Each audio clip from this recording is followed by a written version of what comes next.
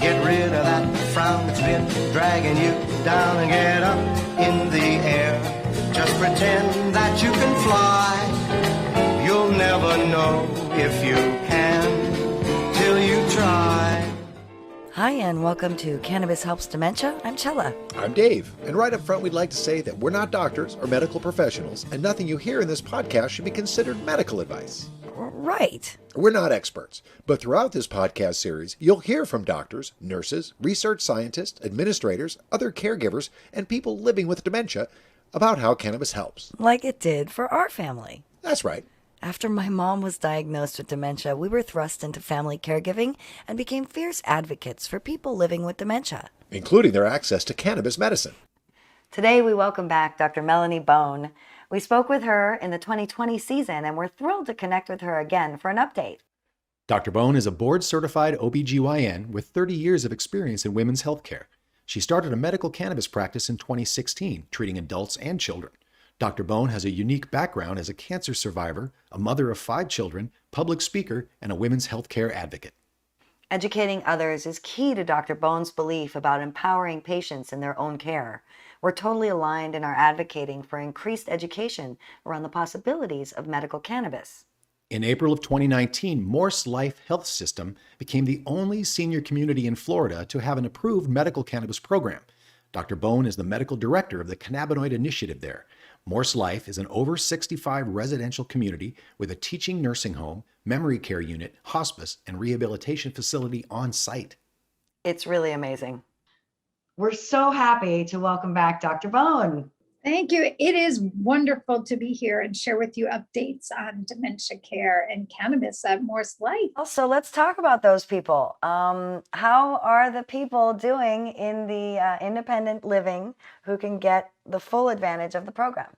Yeah, so really interesting. We saw a huge drop in use and engagement during COVID, which is kind of the reverse of what everybody else tells me. Yeah.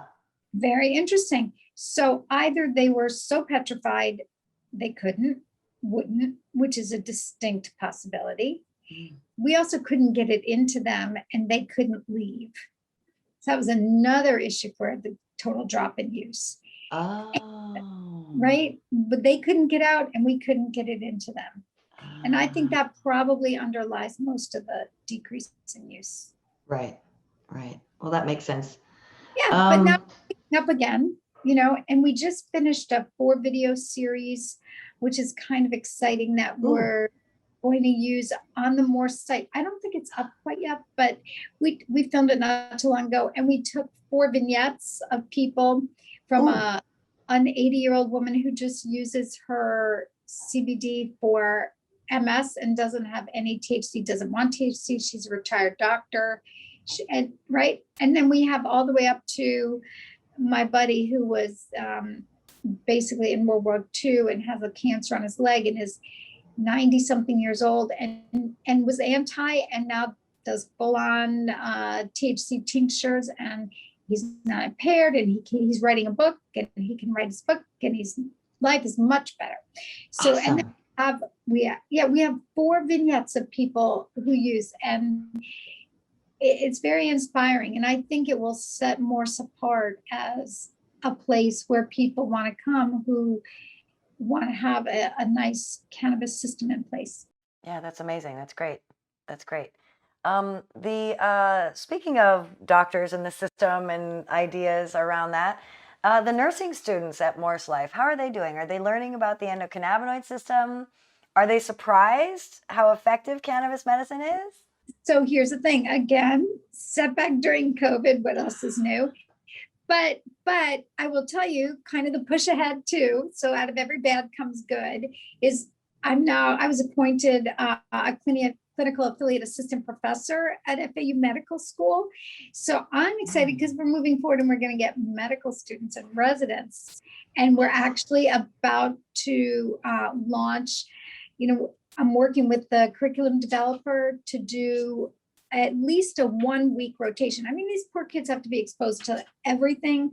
So I said, give me a week. I'm still thrilled with that, where we'll do basic education and then we'll do clinical with me, and then they'll have them maybe be with a pediatric cannabis person and then do rounds here and get a back tour of a dispensary and how it works. So that's very exciting. Really? Yes. Yeah, we overwhelmingly, now that everybody's kind of back and stable, we're starting again more educational seminars. And I'm finding that as much the nursing students, which over COVID we didn't have them, but as much with the caregivers, right? So we're pushing harder and harder on caregivers, because at the end of the day, they are the people that spend the most time with these folks, right? Yeah, yeah. Yeah. So in fact, we just finished our inaugural caregiver certification class at Morse. So these are all things that we've been developing behind the scenes. Very exciting for me. We had a didactic portion and then we tested them. And I'm praying and hoping that at this MorseLife where I work, for instance, if they take a Holocaust certification class, they can get a little pay boost for being a specialist, because there are a lot of Holocaust survivors here. Absolutely. And so we're trying to get them to entertain a little pay bump for the extra certification of being a certified cannabis caregiver. Yeah.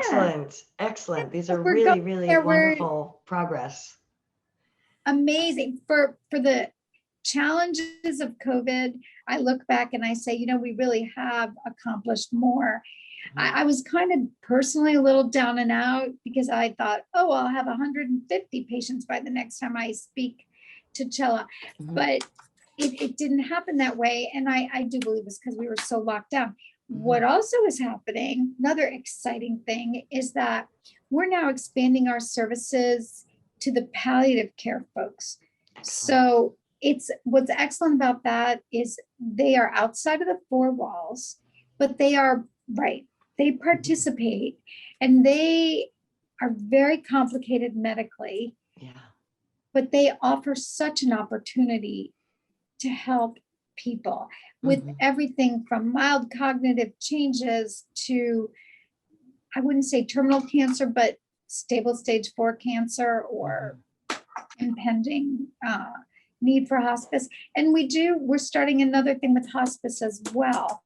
I'm trying to get the Delta 8 for the moment, because they all have dronabinol offered to them in hospice, but we're trying to find maybe other administration routes that might be easier for them than trying to get them to swallow a pill.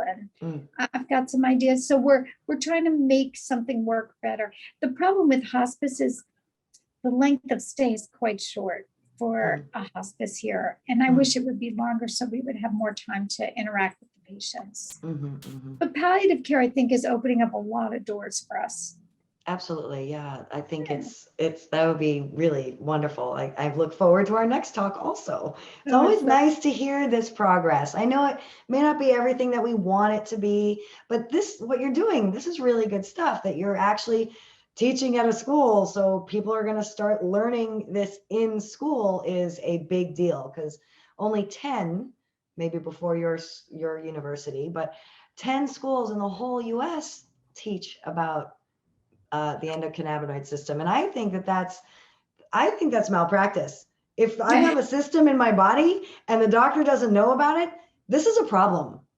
It is a problem, but I have to tell you, I have a daughter who graduated college and then decided she wanted to go to medical school. So she just this week finished her post-baccalaureate pre-med program. It's a 1-year, incredibly intensive.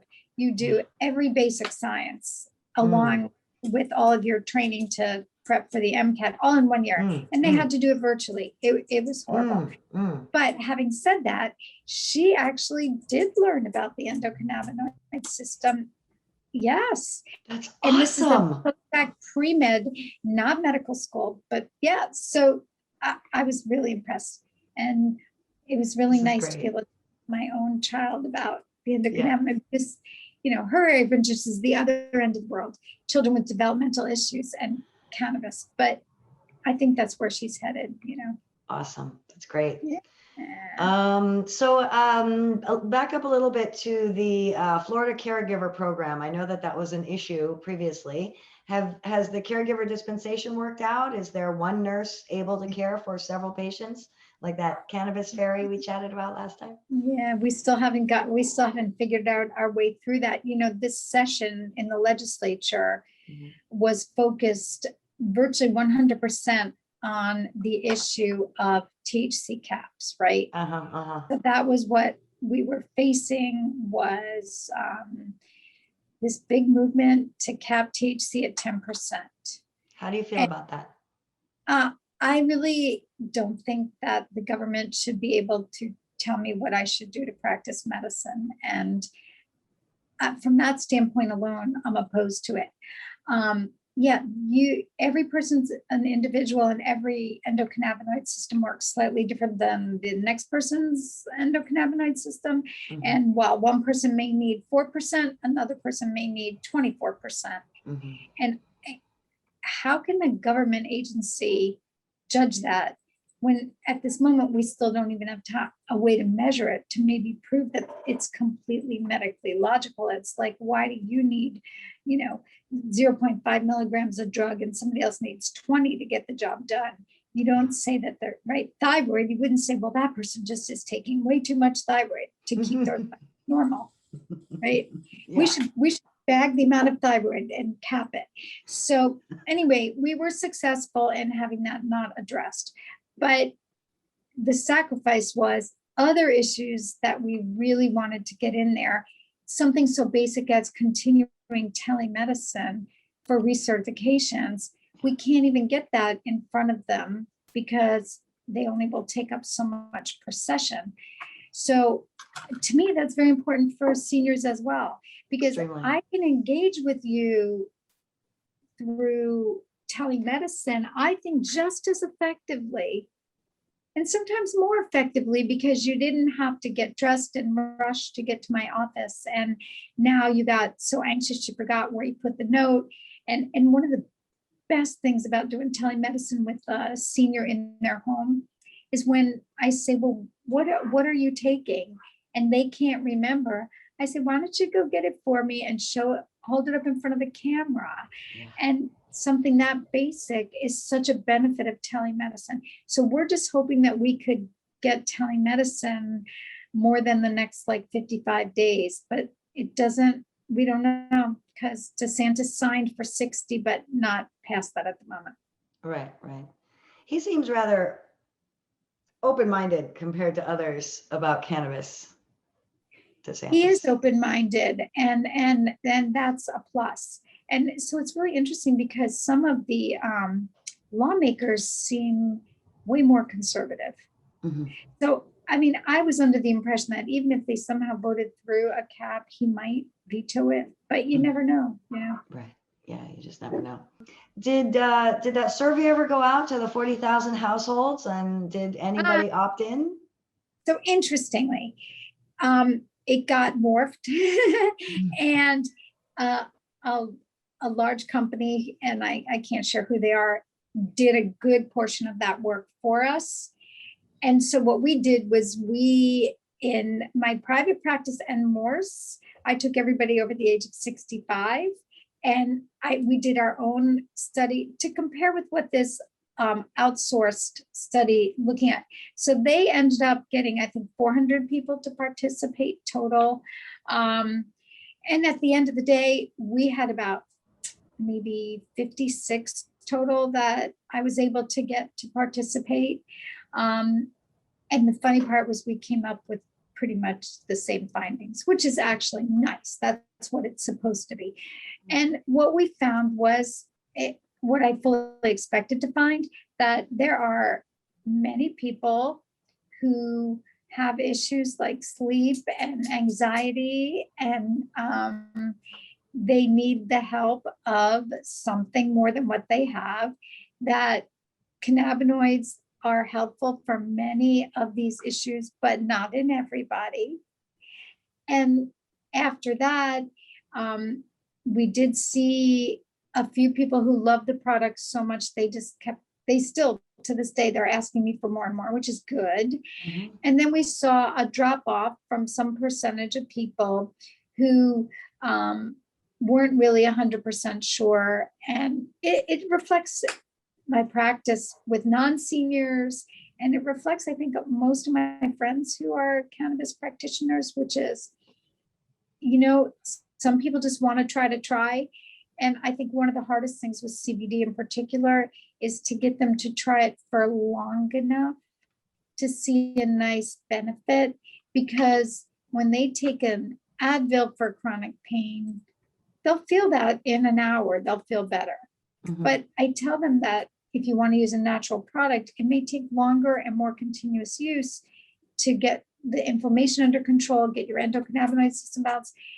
And I think some of them are not patient enough because it's easier to pop an Advil or a half a Percocet or whatever it is you're going to pop. Mhm. I find that when people are using cannabis for anxiety, insomnia, and in CBD in particular for this group, Mm. they do see results faster, and therefore they're more willing to stay at it. I think chronic pain for me is one of the hardest ones to get it to keep going for a long time. Do Then you, it, for those people who are trying to manage chronic pain, are they using a CBD THC combination or just trying to work with CBD? so remember, this was just Oh, about sorry, this study. inside the walls. But you're right. There's no question you need the THC for chronic pain. And for some with anxiety that's high enough, it'll be a hard stop. And some of them going through the process of getting their card and getting to a dispensary, that's a hard stop. It's too much on them. And that's part of the whole system problem. I mean, it's systemic. If you make it too hard for people and you make it much easier for them to just go and hand their prescription in and pay their copay, it's going to be hard to get them to adopt it, right? It's totally disincentivized. Cash? Who has cash? I mean, come on, that's insane. Do you have an ATM machine in the middle of the lobby? Well, on occasion, I have been known to be Melanie Bone ATM machine when somebody orders a product and they go, "Oh, I forgot to get my money for them." And I say, "Okay, what do you need?" "I need $40. Okay. Yeah. So here's your $40. You owe me $40. I mean, Yeah. I can't keep doing that on occasion. I mean, I do it out of the goodness of my heart. It's not a great thing to do, but they're not going to install an ATM just for those patients. And Yeah. if we could get safe banking through, Yes. have the answer to our problem, because they all have a credit card or a checkbook or whatever, right? Yes. Safe banking And- is essential. And Is why is essential. that just not going through? I mean, I don't It understand. doesn't make any sense. It doesn't make any sense. But let me ask a question. I Yeah. mean, everyone was very optimistic that when the Democrats took over the White House, that we would be looking at quick legalization. But I don't think so. I was not optimistic. I'm not. No. I The don't person think, in the White House, bless his heart, is a prohibitionist. And the correct. vice president is an opportunist. So she'll go wherever the winds blow. And right now, her boss says no. And in that case, she will say no. So the only person that was going to possibly change everything did not win the primary. So we'll have to try some other way. I think we just need to keep educating and keep letting people know. So do you know any people outside the walls who might be able to benefit from, say, a Lowdose 1-to-1 product to see how that can help them with Massively. memory? Oh, yeah, massively. I mean, I have a relative who I see starting to have memory loss. And it's funny, he's a staunch Republican. And I said, let's try you on some CBD. I got nowhere. But he's a perfect example of someone, a brilliant guy, lawyer. I would love to see him get back to himself by starting some of these things. So I'm trying to gently keep pushing on it. In my regular private practice, I just saw a lady yesterday for mild Alzheimer's and some other issues together. And she does like a 5-to-1 for her. that's her sweet spot. If she gets to 1-to-1, she gets high and she's not happy. Sure, sure. How much of the 5-to-1 does she need to help her with her symptoms? Not much. I mean, she'll do like a tincture after breakfast and dinner, and she has a vape as a just in case in between. So like, 5 milligrams Yeah, or less? Yeah, Yeah, 5 to cool. 10 milligrams twice a day, and Yeah. vaping. I mean, I would say it's so funny because we have all these arguments about capping dosage, Mm. daily dosage. When you're using medical cannabis in this age group, I don't think people go over 20 to 40 milligrams a day on average. They just don't. And yet, we're hearing pushback. I want at least 500 milligrams a day. And I'm thinking, first of all, that'll break your bank, but Yeah, really. but I mean, I don't judge on it, but Mhm. it's one of those things that lawmakers look at us and it's a hard thing to know what to judge, because the lawmakers say, well, look, you're going down the same path as the pill mill when it was unlimited amounts of pain medicine to help pills, and now it's unlimited amount of cannabis to help whatever the problem is. And so I sort of see it from both sides, because I understand I don't want the government to get between me and my patient. But I understand the government saying, see what all these doctors do. They just are trying to be somebody's legal dealer. And so you end up like saying, I get both sides of the equation. I really do. But there's got to be some sweet spot in the middle where we could all compromise and be happy. But I don't know. Well, they're also comparing apples and oranges. Opioids and those pills kill people when you take too much. And cannabis doesn't kill anybody, and it never has. So Well, it's we bring that up always as an argument. And then, there are counter arguments. Well, this one took THC and then fell off a building. So it indirectly did kill them, right? Okay, so there's that, which we say alcohol does the same thing, right? I mean, we can 92,000 people a year die from alcohol, and it's still very much legal. exactly. It is so much safer cannabis than alcohol. But I think the construct of people who go into lawmaking is more rigid than the construct of people who go into cannabis care. So we are harm reductionists by nature and caregiver personalities, and lawmakers are justice and being accountable, right? And Control. that's where you end up. The two just. But Yeah. Back to POTUS, though, he did just recently say that he really wants novel treatments for Alzheimer's disease. yes, Maybe we can, lobby him on this front, that cannabis is an opportunity to have novel treatments for Alzheimer's disease, but it has to be descheduled. yes, I agree 100%. I just want to be careful that when we I think somebody said something about Schedule 2. The problem with moving it is that who's going to be in charge of it in about 5 minutes.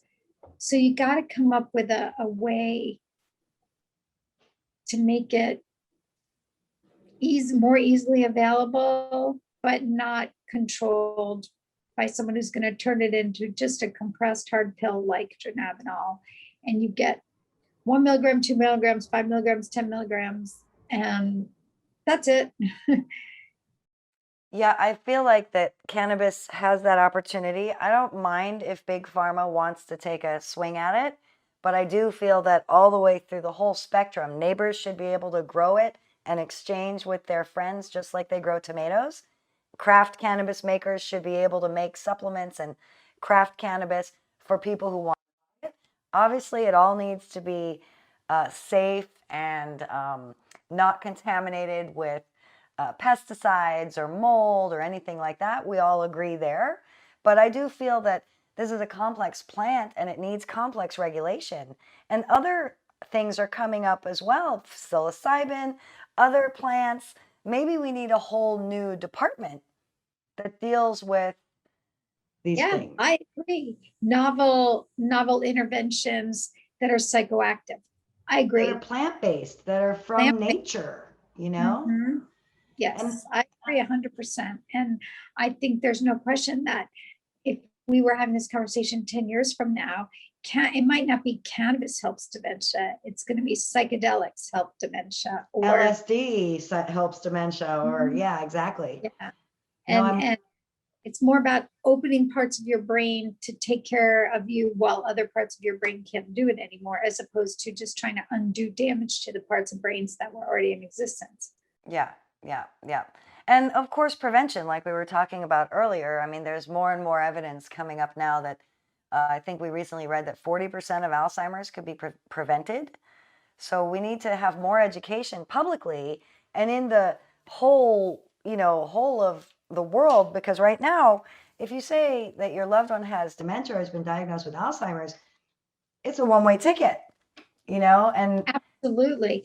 And you were talking before about dietary interventions, and so it brings back even to the whole thing. I remember writing a column on cancer and diet, and we were saying, oh, so much of cancer could be prevented by a diet with fruits and vegetables and good quality nutrients and not smoking, and those interventions alone could take away a lot of cancer. And then, but it's a socioeconomic problem at the same time, right? Because if you're barely earning minimum wage, you can't afford super good quality nutrients necessarily. And for cancer, that's always been the case, because to get that, you're doing this with your head, but I'm going like this, yeah. Compare the cost of a box of Kraft macaroni and cheese to what goes into a good fruit salad or vegetable salad. One head of lettuce is going to cost you $3.99 or $2.99. This is 55 cents or $1 a box. So you can feed yourself for 3 meals, but it doesn't have the nutritional value of doing healthy. If there were a way we could get healthy fruits, vegetables into the hands of people that don't have a lot of disposable income, and even so when they go to shop, where do they shop and what's the cost and how good are those things? And it's interesting, if you look at the way even medical school is looking at disease now, they look at it in the socio-cultural and economic framework. So where's diabetes most rampant? Maybe not in the highly educated, neurotic doctors like Melanie Bone, who's out there exercising. I don't want to gain weight and get type 2 diabetes.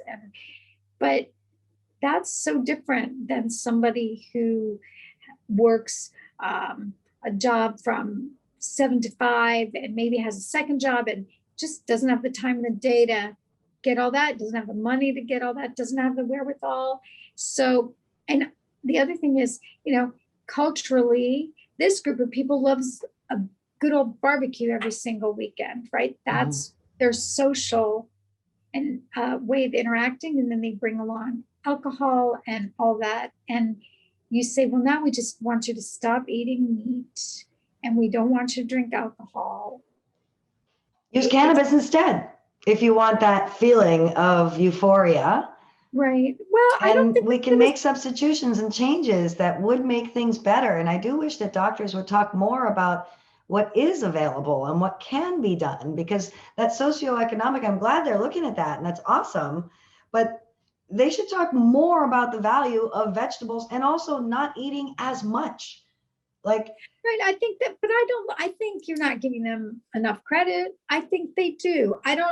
But they see 40 people a day, and maybe it falls on deaf ears when, you say to somebody whose idea of breakfast is go to McDonald's, and then lunch, maybe Wendy's, and then dinner, maybe, some fried chicken at home. Okay, that's not an unusual meal. I have relatives who eat that. Okay. And you say, no, you should, have for the morning, let's get you some nice oatmeal with fruits. And they're like, you can tell them that, but whether the person is going to take it in and really do major changes is hard. So I think where you have to start, believe it or not, is the whole other end of the spectrum. You got to start teaching from the time they're 3 years old on up. And instead of pushing, listen, I was raised on goldfish, okay? When my parents didn't know I was raised learning where my food came from. Oh, well, very different, have these or have these snacks. And what I love now is I see these mothers taking out little cauliflower balls and kale things. And so I think that over time, revamping that is going to have a huge impact when those people are then 80 years old on their brain function and for the benefit. Absolutely. I would love to see a great diminution in dementia over the next, decade, 10 decades, century. Yeah. Well, if we keep subsidizing sugar and wheat and corn and soy with our tax dollars, it keeps it super duper cheap. So that's part of the big problem. If we stop subsidizing foods that kill people and keep them sick, maybe we subsidize vegetables, but broccoli doesn't have a lobby. Not really. I love that. I'm never going to forget that. Broccoli doesn't have a lobby. And there's no question. It's from the very ground level of what we grow, how we sell it, where we sell it. Yeah. But there's no question that improving the basic health of people before they reach the age of dementia should secondarily improve their chances of getting to the end of their life without dementia, right? Yeah. I'm banking on it, actually. About reducing polypharmacy, are you seeing any reports of patients using fewer opiates, antidepressants, anti-anxiety drugs, or sleep medications when they're starting to use cannabis? Absolutely. I mean, to me, that's what keeps me going when the going gets tough is the great outcomes we see. So I had a woman come in a little while ago and she goes, I don't take very much Klonopin. Let's see, I take 2 in the morning, 2 in the middle of the day, and 2 at night. And I said, oh, okay. You don't want to make these people feel bad. I go, I don't think that's as little as you think that is. And we always, say, let's start and then we'll see what happens. And they go, aren't you going to give me a weaning schedule? That's classically because in traditional paternalistic medicine, you're given day 3, take this much, day 4, do this, day 5. And I want it to be maybe a little organic. I can always give them a weaning schedule at the follow-up visit, right? I don't want them overwhelmed with the to-dos initially. And what happens is almost universally, these people come back and within a pretty much a very short period of time, a month or 2, they've decreased their Klonopin by about 50%. Nice. And I think that's fabulous. And I say, listen, we can slowly keep going in that direction, but we see the greatest reduction in benzodiazepines, sleepers, and opioids in the first probably 3 months that they use cannabis. And it's usually at least 50%. And then very interesting, after that, it slows down, but a lot of it depends on how motivated they are. But this is something I recently read, which kind of surprised me. It was a study on pain, opioids, and cannabis together. And our thought is it's kind of a replacement drug. You use the cannabis and then you can pull away the opiates. So they did some really interesting studies. I can't remember where I read this, but I'll remember at some point, where there was a distinct subset of patients that was able to go down and off. There was a distinct subset who got to a point where if they tried to go farther, their cannabis did not work well enough. It actually, everything worked better together. And there was a very small subset of patients where the cannabis caused more pain. And it was very detrimental, and it caused them to increase their opioid use. So the one thing is to look at that subset of patients and say, can we identify anything about that subset so we know before we start who might not do well with this combination? Because I think part of it is that psychological, I'm a fail, I didn't do well at this, right? In addition to the fact I don't feel well. And if there were a way to figure out who were the patients who were pretty much, you could guarantee they were going to get to where they wanted to be, and for whom you had to really impress upon them that maybe they're not going to get all the way off, and that's okay. And I find that that's what I do now with everybody. I find it's very important to not make opioids always out to be the bad guys, but to say they have a role. Sure. Maybe their role is never going to be part of your life anymore, or maybe you will live in tandem, but hopefully at a greatly reduced dose. And if we find that when you start cannabis, your need for opioids goes up, we need to address that and figure out what's better for you to continue, or to maybe say for you, this is not a good combo. It'd be interesting. I wish we had like machines and things that could measure people's endocannabinoid system better. Because I wonder if there's any correlation there. If somebody who has X type of endocannabinoid system has that reaction. It'd be very interesting. I think the future is going to be cool. Yes, we need to characterize it better. I, as a gynecologist with 30 years experience, this is what I know. And it's a problem I can even sort of foresee in the future, even if we had an ability to measure it. And I'll tell you why. We give people estrogen for hot flashes, right?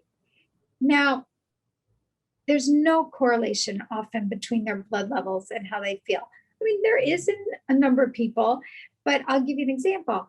I have some people, they come in and let's say their estrogen level is 10, and you bring their estrogen level to 15. And by the way, anything under 30 is considered menopause. So you've gone from like no estrogen to, and they come back, they say, I feel great. And you're like, okay, but your levels are like so low. Yeah. And then if you keep pushing it just to drive a level to a normal level, Right. they don't feel any better. In fact, often you get to a point where they feel much worse. Right. And then on the other hand, there are people that have hot flashes, and you measure their level and it's like a 20-year-old. Interesting. And you go, but I'm giving you enough estrogen to put you back at a 20-year-old. So does that mean your hot flashes are not caused by menopause? Does that mean you have a unique system that's not processing estrogen the same way? So the same sort of goes for me for the endocannabinoid system. Maybe pretty soon we'll be able to measure absolute levels of parts of it, but it's, I'm sure, so incredibly complex that I don't know that getting that ability is going to be the definitive answer. It would be great if it were. Yeah. Sounds like more of a paradigm, like you're talking about, of working with people organically, and more of a functional medicine paradigm is sort of what this type of medicine needs to fold into to be effective. It's interesting. I agree, because I think unlike thyroid, you measure, are your thyroid levels in the normal range, out of the normal range? We're putting them back into the normal range. I don't think that we're going to have that paradigm or structure for practicing cannabis medicine, because mind-body interaction is so important, and that's not measurable. And as you well know, what people eat, drink, their fatigue state, how much exercise they're doing, all those things figure into what their cannabis needs are. And because all those things change your endocannabinoid system. Absolutely. And that's kind of the art of cannabis medicine. And any medicine that uses a lot of art, it attracts a certain type of practitioner, because it's like the gray zone. You know what I mean? Whereas surgeons probably wouldn't be too interested in that, because they like to have a problem and they're great at it. They fix it, and then, right. So let's talk about raw cannabinoids a little bit. Have you started trying any raw cannabinoids in tea for patients, like a little bud into their tea? How's that working? Wouldn't that be great? Well, not in the walls, I know. Yeah. So who can get it, right? Yeah. So in this state, interestingly, you have to consent someone separately to be able to get flower. Right? So their consent form initially is for inhalation, but that would be an oil, not flower. Okay. Now, how they get around it, eventually they came out, they got little small flower vapes, right? And now it's easier than it was but you still have to bring the patient back for second consent, and then send a letter to the state, and then they can get flower. So probably not the adoption that most people would like because of those steps. The other thing that I don't know if you would have it out west, but we have it here. I see that the hard part about flower with these people is it's kind of like sometimes a vintage wine. You come upon it, it's excellent. You go back to the store, they go, sorry, that's gone. Now we have blah, blah. And it's kind of challenging because people want their medicine to kind of be their medicine. And they get frustrated when they go back and they go, well, what am I going to do now? And in fact, people will say to me, well, what dispensary carries this strain? And I say, I don't have that menu because that menu changes quite frequently. Yes. So we're still kind of challenged, but I think it is really, really a neat idea. What about, because hemp is legal, what about using raw hemp to get some of those raw acid cannabinoids? So that's so funny you say that. That's absolutely a project I'm working on with my child. And I can't wait till I can tell you about it more. Shoot. Okay. But we're all on it. And Great. I definitely think that is a big future. Excellent. And I think don't underestimate the power of the raw. I agree with you 100%. Yeah, well, Dr. Dr. Ethan Russo, world-renowned neurologist and cannabis researcher, says that the raw acid forms are far more powerful medicinally than the neutral forms, except it's so hard to study unless they're the synthetic version that they're coming up with in Israel now. I know, exactly. I wish, years ago, this is my child Carlton, who lives in Oregon, was saying, Mom, this is where it's at. Yeah, he's right. I think so. But next time, I think we will have more on that because I think we're going to be able to implement some of this. Yeah. Excellent. I look forward to hearing more. Hey, let's circle back and talk about menopausal women. Sure. Because, it's a favorite subject of mine as well. Oh, me too. So studies indicate that hormonal imbalances contribute to women's increased risk for dementia. How do you think that cannabis might help women navigate the menopausal years? Very good question. So in terms of dementia or in terms of menopause symptoms? So I would start with menopause symptoms and then later on in life becoming. Right. So menopause is interesting because there's the concept that the decrease in hormones or the fluctuation in hormones, as much as the absolute value of the hormones, is implicated in some of the things like hot flashes, flushes, night sweats. So there's the physical component, we call them the vasomotor symptoms, right? Hot flashes, flushes, night sweats. There's the vulvovaginal atrophy, which is the dryness of the genital tissues, the bladder, the vagina. There's the emotional component, this emotional psychological component, depression, anxiety, very common at the time of menopause. All right. So if you ask me about cannabis, so while your levels are still fluctuating, I think cannabis can help in a couple of different ways.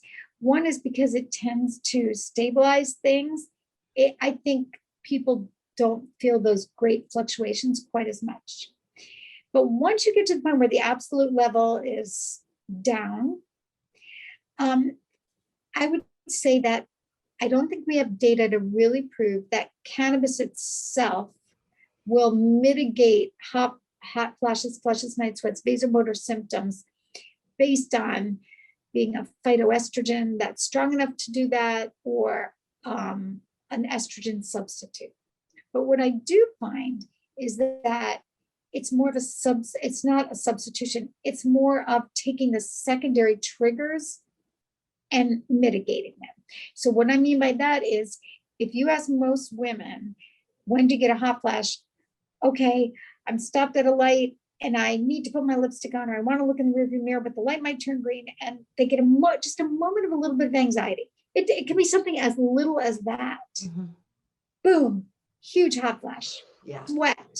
Okay, that's where I think cannabis is incredibly helpful, because taking away some of the anxiety and the potency of those momentary panicky feelings will mitigate the vasomotor symptoms. So I use it a lot for those type of women. And the other thing is, let's be honest, sleep is bad when you're anxious and depressed. So I think getting women restorative sleep in the perimenopause and menopause helps to mitigate some of the vasomotor symptoms.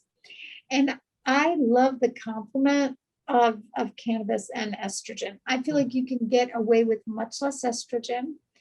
And because again, you're helping, instead of just using estrogen as your anti-anxiety medicine, now you have something else. So really, all you really need to do is get rid of the hot flashes with the estrogen. And I find over and over again, it doesn't take that many if you institute lifestyle changes in addition, right? Don't drink that cup of hot coffee after you put your makeup on, because your makeup's going to float off your face. And, if you're going out to dinner, red wine is just not very good for menopause women. So if you're going to drink, believe it or not, maybe you drink vodka, but not with a lot of sugar, because sugar can set you off too. Or you just make a spritzer and put in 3 ice cubes, and you've diluted your drink down with water. I think alcohol is a big trigger. So we try lifestyle changes, the cannabis, and with cannabis, a lot of women go, I don't really even want my glass of wine anymore, which is good, because then they lose a little bit of weight, and then some of their vasomotor symptoms are better.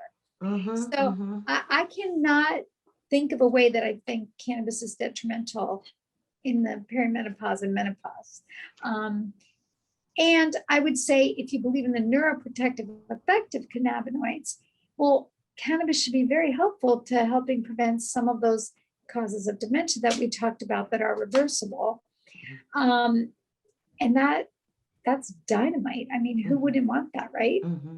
And you do have that, you have this weird thing where some studies will show estrogen helps to prevent dementia. And there are studies out there that shows that estrogen may be in fact causative of dementia. It's always been a problem. And what is the rationale behind it? Is it microscopic blood clots and infarcts in the brain, and you get some type of dementia related to that because estrogen can increase your clot risk? Or is it a direct effect? I can't see how it would be a direct effect, but smarter people than me are looking into it. Let's hope that somebody is looking into it. But so women going through menopause, these menopausal years, perimenopause and stuff, are you finding that they need very high doses of THC and CBD, or do they also benefit from microdosing? Oh, I just love microdosing across the board, to be honest with you. I'm with you. Yeah, and there's definitely an interaction at the level of the brain between estrogen receptors and endocannabinoid receptors. I don't think there's any doubt. So what happens is, I think microdosing works incredibly well. And often I find it works best in women. I don't know if I can say that across the board, but more men seem to be tolerant of more THC. This is kind of what I found. I do have outliers all the way around, but I think women love the idea of microdosing, not only because it doesn't impair them. They like to be in control. They have so much on their plate, but they want to take away the anxiety, take away the pain, and they do great with that. And they, and what's interesting is, later on in life, what I have found, and I hesitate to say this out loud, but when I have this one patient here, she's almost 100 years old, and she just takes a lot of THC to get stoned or high. And what I find is interesting is, I think because she lacks all estrogen, she is more resistant to the impact. And I tell you, if you just look at the big picture, most common thing people will tell me, women middle-aged coming in. When I was 18, I went to a party, somebody gave me a joint, and I had rapid heartbeat, and I got anxious, and I got panicky. And I'm like, because your estrogen levels were like really high at age, and you were way more sensitive to this stuff. Mm-hmm. And now as you get older and your estrogen levels go down, I think you may be less sensitive to it. Absolutely. That's absolutely a thing. That's definitely a thing. That's awesome. And when we're talking microdosing, we're talking under 5 milligrams. Yeah. I often have people do, the latest thing is I have them buy a 10 milligram gummy, Mm-hmm. and they literally cut it into 8 pieces. Sure. And each Not piece an is, easy feat. well, say, do your best. Go half the halves, half the quarters.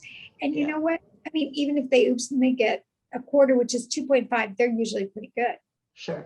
Yeah. That's great. I love it. So let me ask you, do you consult outside of Florida? How can people reach you? Oh, so kind of you to ask. So actually, yes, I'm willing to take consults from anywhere in the country. My office number is, the best way to reach me is either go on email, which is hello@drmelaniebone.com, or you can call. I have an RN that's been working with me for a long time, and she's just wonderful, skilled in both hormones and cannabis now. Her name is Lisa, and it's lisa@drmelaniebone.com, and the telephone number is 561-706-0648. If you happen to work for a company that participates in something called SecondMD, it's a consult system for people who want second consents and second opinions on things. I do second opinions for them often on cannabis for cancer treatments, and I like that part of what I do, and that's paid for by your company if you participate in that SecondMD.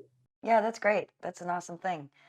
Is there anything you would like to talk about or bring up that we haven't covered yet? No, I think we've been very thorough. You're wonderful Excellent. at this. And I'm really looking forward to next time having updates on all these things and, moving the whole thing forward. Absolutely. Very good. Us too. Thank you so much for everything that you do, Dr. Bone. And thank you so much for joining us. Thank you, Chella. Take care. Cool. Bye-bye. Thanks for joining us for Cannabis Helps Dementia. Be sure to download, rate, and review us on iTunes or your favorite podcasting network. And please share this podcast with anyone you know in relationship with dementia. Do you want to tell your story of how cannabis helps dementia? Leave us a voice message at anchor.fm/cannabishelpsdementia. Or you can drop us a note or connect with us on the socials. Check out the Society of Cannabis Clinicians website to find real medical professionals familiar with cannabis medicine in your area or online. Because you remember, we're not doctors, just family caregivers turned advocates. And don't forget, download, like, and share what you learned. Cannabis helps dementia. Why don't you get wise? Get up and get out. Get rid of that frown that's been dragging you down, and get up in the air. Just pretend that you can fly. You'll never know if you